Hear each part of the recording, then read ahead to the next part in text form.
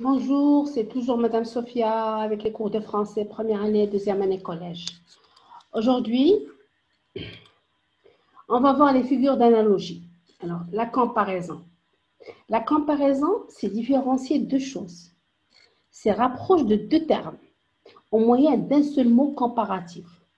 Alors, pour insister sur les rapports de ressemblance qui les unissent, on distingue le comparé, qui est la chose comparée, et le comparant, la chose à laquelle on compare le mot de comparaison.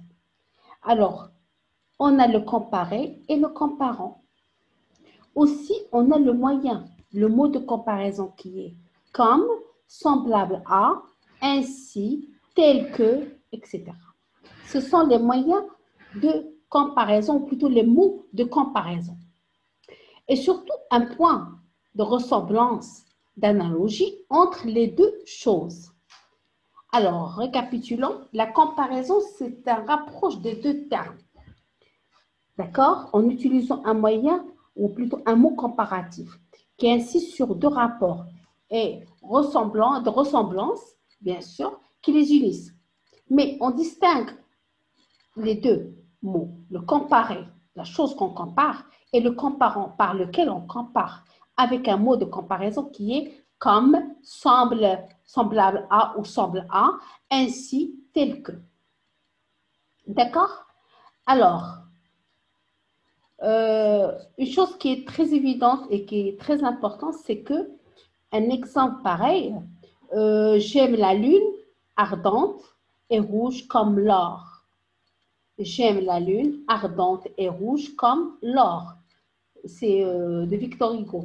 Alors, j'aime la lune ardente et rouge comme l'or. Alors, le comparé, c'est la lune ardente et rouge. Avec lequel on compare, on le compare avec l'or. Le comparant, c'est l'or. Et le mot de comparaison, c'est comme. Comme. La lune, c'est le comparé. Ardente et rouge, le point commun de la comparaison. Ça veut dire le point de ressemblance. Le comme, c'est le mot outil de comparaison. L'or, c'est le comparant. Je répète, j'aime la lune ardente et rouge comme l'or. J'aime la lune ardente et rouge comme l'or. J'aime la lune ardente et rouge comme l'or. La lune, c'est le comparé. C'est le comparé.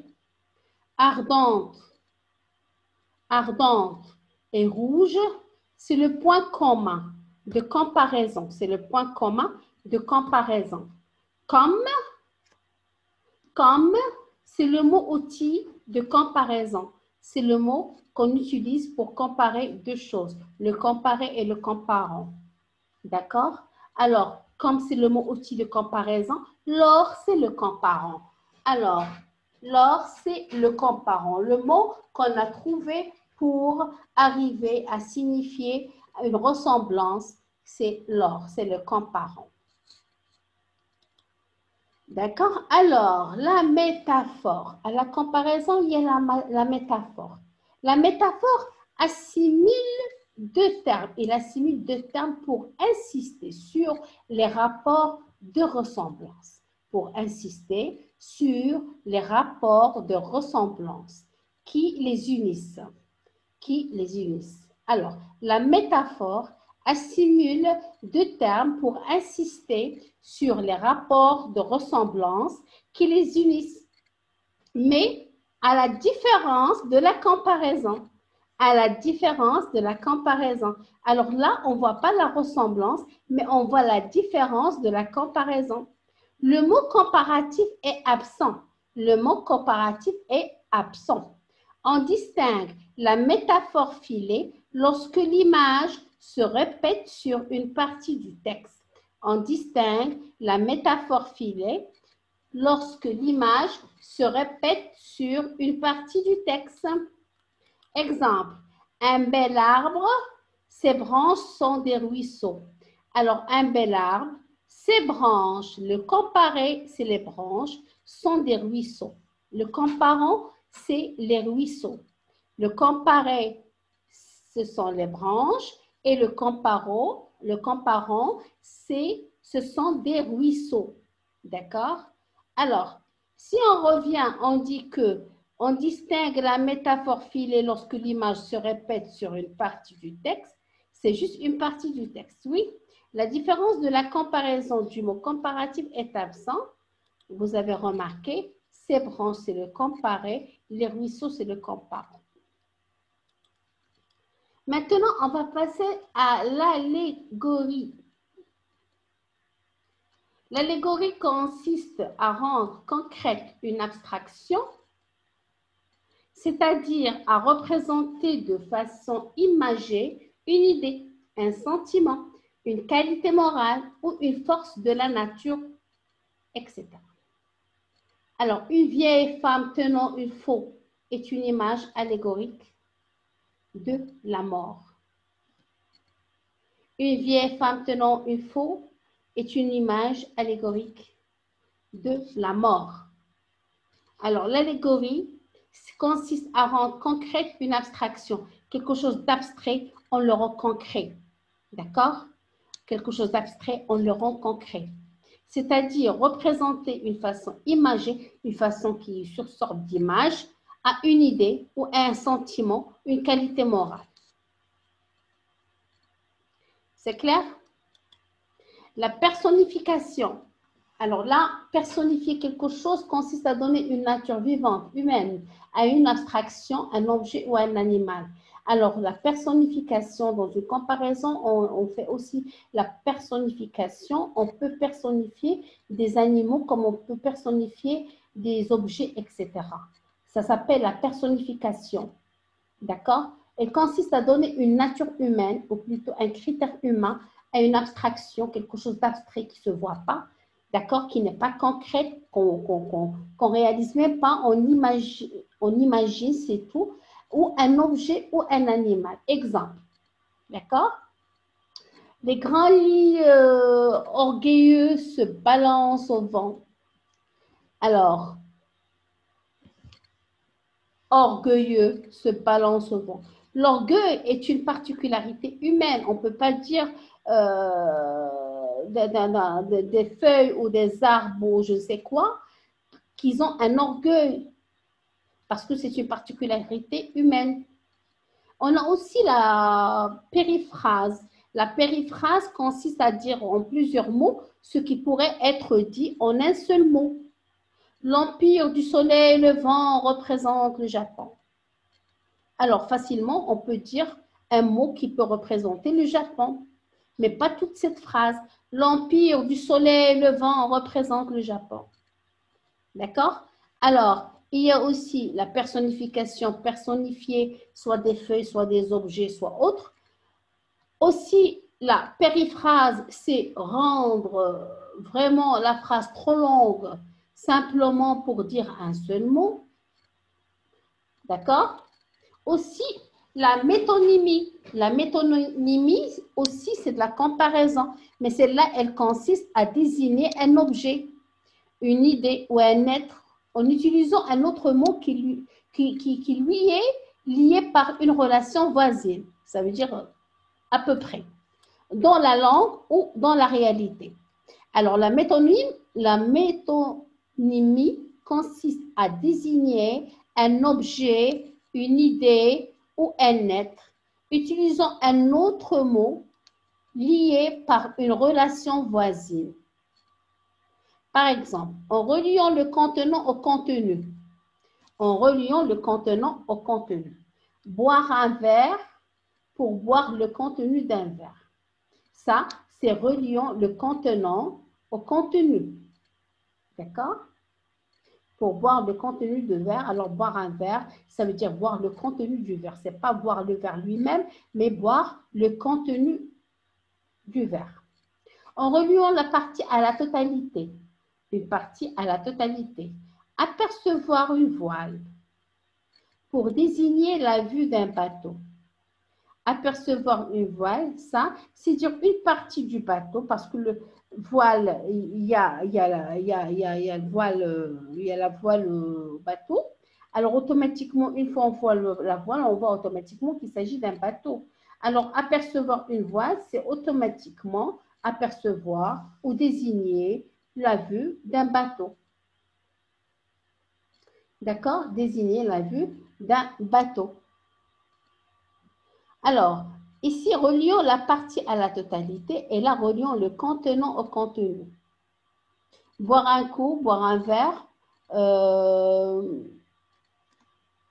c'est reliant le contenant au contenu. Le contenant, c'est le verre. Le contenu, c'est ce qu'il y a à boire.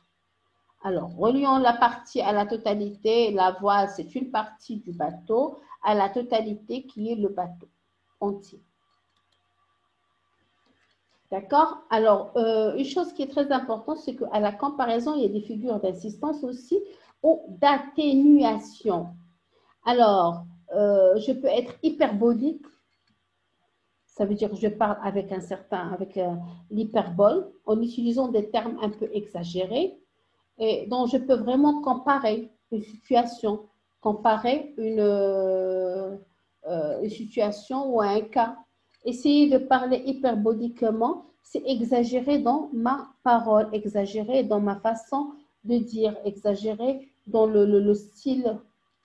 Alors, une chose qui est très importante, c'est que je peux dire que l'hyperbole, c'est, je peux dire que j'ai mal à la tête, sinon je peux dire simplement avec hyperbole, j'ai la tête qui va s'exploser. J'ai la tête qui va s'exploser. Bien sûr, on ne va jamais s'attendre à une tête qui s'explose, mais j'aurai cette définition, cette comparaison pour montrer la gravité du mal, la gravité du mal de tête que j'ai. D'accord? Il avait le sang bleu lorsque je suis arrivée. Ça veut dire qu'il avait très peur. Il n'y a pas de sang bleu, mais la personne peut devenir bleue comme elle peut être choquée. Et comme ça, sa couleur diffère. Et impossible d'avoir vraiment un sang bleu, mais simplement pour montrer les frayeurs et montrer vraiment l'état de la personne, comme quoi il a été choqué ou effrayé. Ça, c'est de l'hyperbole. C'est-à-dire automatiquement, c'est exagéré dans le mot, exagéré pour montrer une gravité extrême. Comme je dis, j'allais mourir de peur. Mourir de peur, c'est vrai qu'il y a des personnes qui meurent par des crises cardiaques, par la peur ou par la joie, mais pas toujours. C'est pas présent le fait de mourir par peur.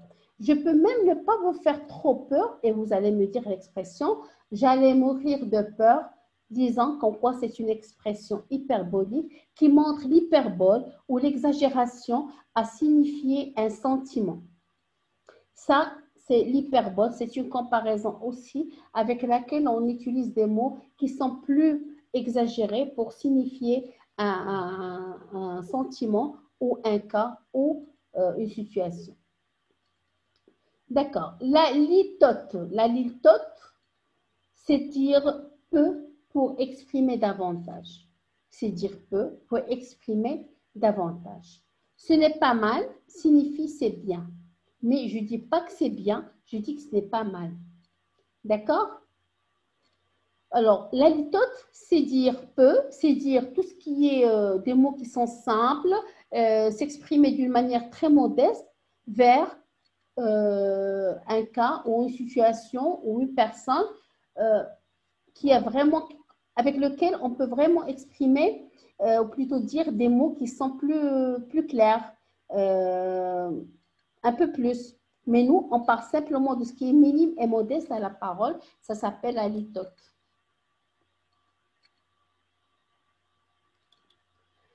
Alors, c'est la fatigue amoureuse.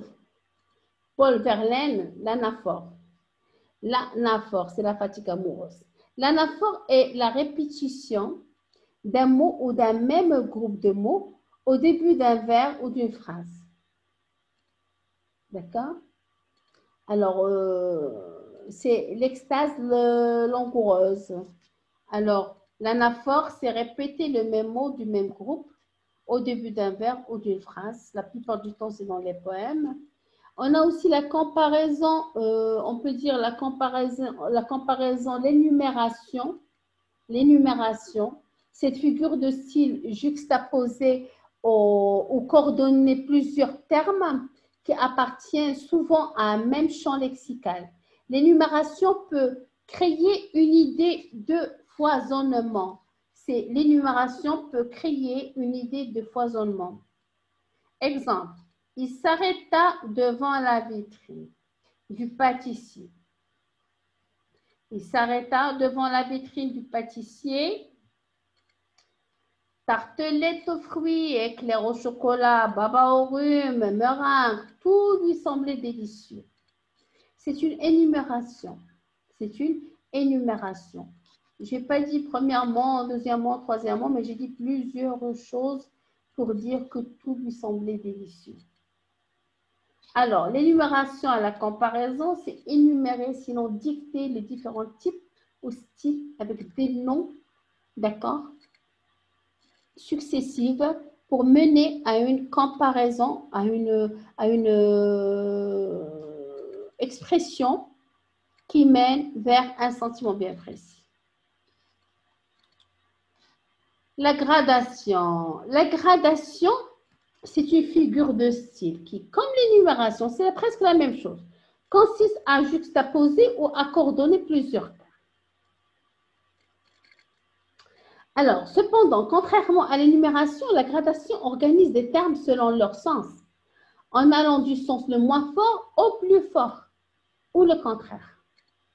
Elle traduit en général des sentiments forts et elle peut exprimer l'enthousiasme ou, au contraire, le désespoir. Va, cours, vole. Ce sont des mots qui ont presque le même sens, mais qui vont du moins fort vers le plus fort. Va, c'est partir, cours, c'est courir, après ça vole, et ça veut dire on part directement vers l'œuvre. Alors, va, cours, vole, on peut dire goûte, mange, dévore. Alors, tout ça, c'est du moins fort vers le plus fort, vers la situation la plus extravagante. Ça s'appelle la gradation. C'est monter en extrême ou descendre en décroissant avec les mots et avec les significations. Le moins fort au plus fort ou le contraire. C'est la gradation. C'est la gradation. Ça, c'est une comparaison, c'est une figure de style qui est comme l'énumération, mais sauf que c'est le juxtaposé. Ça veut dire soit du plus fort vers le moins fort, soit le moins fort vers le plus fort. Et ça, c'est maintenant les figures de contraste. Les figures de contraste contiennent plusieurs. Alors, l'oxymore. L'oxymore, c'est le fait de réunir côte à côte deux mots de sens contraire dans une même expression. La sombre clarté. Alors, sombre, c'est sombre. Clarté, c'est clair et net. Alors, il s'agit de deux mots qui sont tout à fait eximants, qui sont tout à fait contraires, avec lesquels on compare quelque chose. L'eximore, c'est deux mots différents. L'un dit l'autre, le contraire de l'autre. L'antiphrase. L'antiphrase, c'est dire le contraire de ce que l'on veut exprimer. C'est comme l'ironie. Bravo, c'est du joli. Bravo, ça ne valait pas la peine. Excellent, tu as échoué. Ça veut dire c'est de l'ironie, c'est de la moquerie. Alors l'antiphrase, c'est automatiquement, c'est pas la vraie phrase, mais c'est de l'antiphrase. C'est vraiment du contraire de ce qu'on désire dire, mais on l'exprime avec des mots qui signifient tout à fait le contraire. Alors lorsque je dis bravo, c'est du joli, vraiment c'est de n'importe quoi. C'est pas bravo, mais c'est nul, c'est n'importe quoi. Ça veut dire que tu as foiré. Je n'ai pas l'intention de vous dire pourquoi c'est joli, vraiment c'est joli, mais le contraire, ça veut dire que vous avez foiré et que c'est du n'importe quoi. Alors, il nous reste encore le chiasme. Cette figure de style croise les éléments de deux expressions. Le chiasme établit une vision symétrique, souligne l'union de deux réalités. Au contraire, renforce une opposition. Alors, je vous explique plus. Il faut manger pour vivre et non pas vivre pour manger. Alors, il y a ici deux expressions symétriques. D'accord? Alors, l'union de deux réalités sont contraires qui renforcent une opposition. D'accord? Alors, le chiasme, c'est savoir, c'est presque les proverbes dictés la plupart du temps dans les poèmes et dans les cansis. Il faut manger pour vivre et non pas vivre pour manger. Alors, manger s'y trouve, vivre s'y trouve, mais le sens est tout à fait différent et contraire de la première phrase. C'est ce qui renforce une opposition. Ça veut dire la première phrase, elle est opposée de la deuxième phrase, même s'il trouve qu'il y a les mêmes verbes.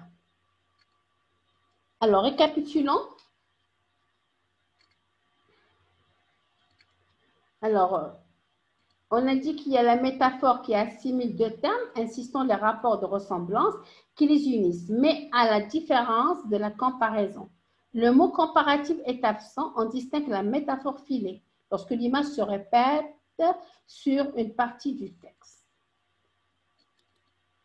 Alors, ici, on a toujours dans la phrase de comparaison, on a le comparé et le comparant, et on a le mot outil qui est le moyen de comparaison, qui est comme, tel que, ainsi que. Alors, ici, on a le mot utilisé, c'est comme. C'est le mot outil de comparaison. On a dit que j'aime la lune ardente et rouge comme l'or. Ici, on a désamorcé cette phrase pour vous montrer plus l'explication.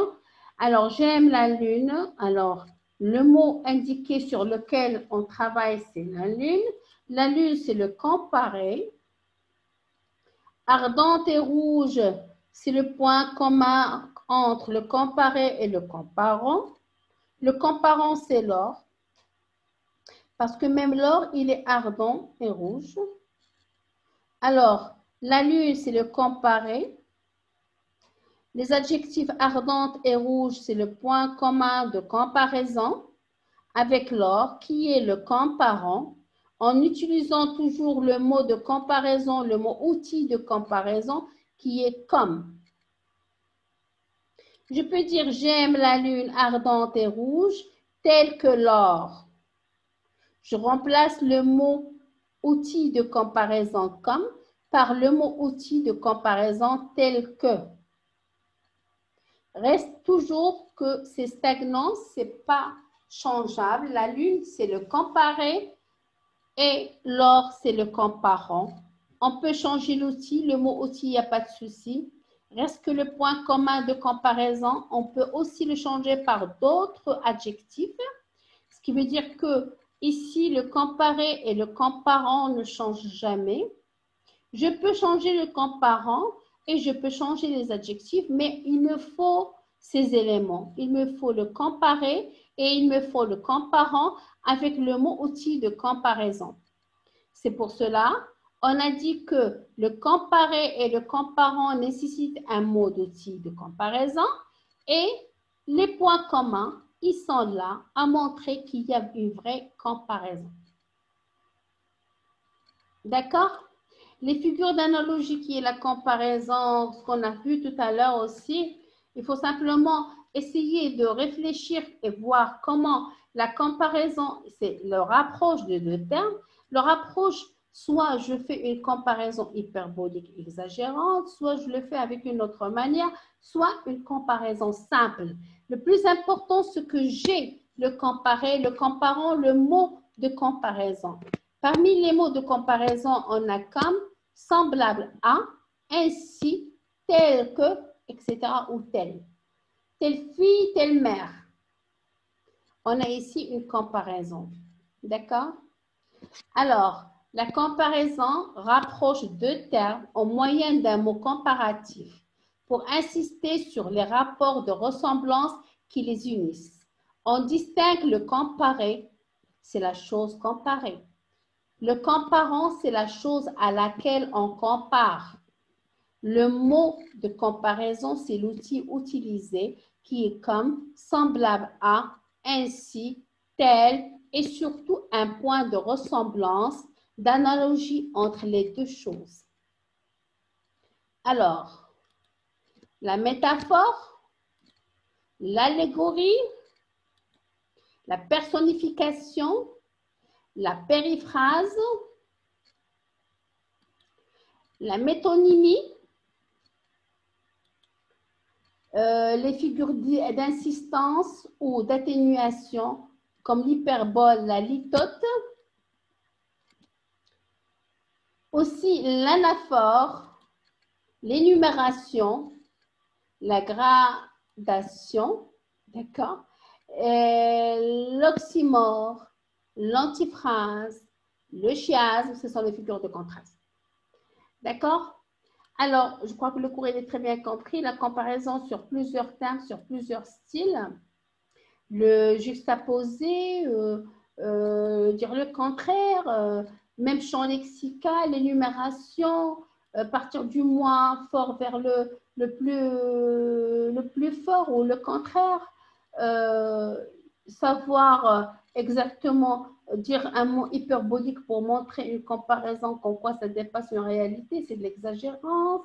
La litote aussi, la métonymie, c'est aussi reliant le contenant au contenu et reliant la partie à la totalité, etc. Ici, la personnification, personnifier, vraiment faire une comparaison tellement personnifier un objet, un animal ou autre. La périphrase, c'est aussi consiste à dire plusieurs mots, ce qui pourrait être dit dans un seul mot, d'accord? Voilà, alors on a vu le nécessaire, c'est la comparaison en grosso modo, d'accord? Alors, je vous souhaite une excellente soirée, je vous donne rendez-vous à une prochaine séance et au revoir.